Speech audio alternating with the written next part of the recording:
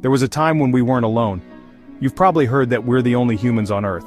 But for most of our history, we weren't.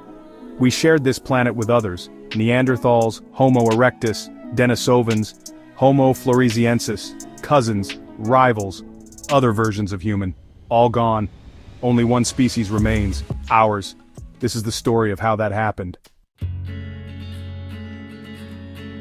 Homo sapiens first emerged in East Africa, about 300,000 years ago.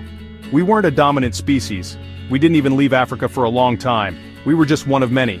At the same time, Neanderthals were thriving in Ice Age Europe. Homo erectus, the longest surviving hominin, had spread across Asia. Denisovans, mysterious and newly discovered, lived in the highlands of Siberia and Tibet, and far out in Indonesia, Homo floresiensis, the tiny hobbits, were holding on. We were not exceptional, yet. We were anatomically modern but not cognitively unique. We made stone tools, lived in small bands, and struggled against nature, just like the others. Then something changed.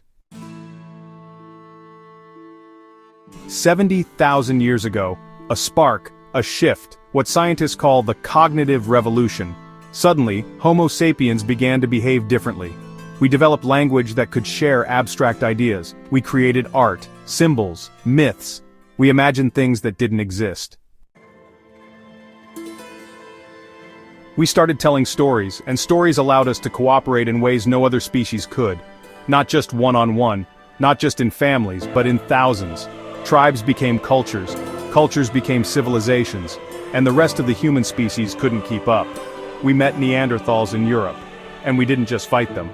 We bred with them. Today, 1 to 2% of the DNA in most people outside Africa comes from Neanderthals.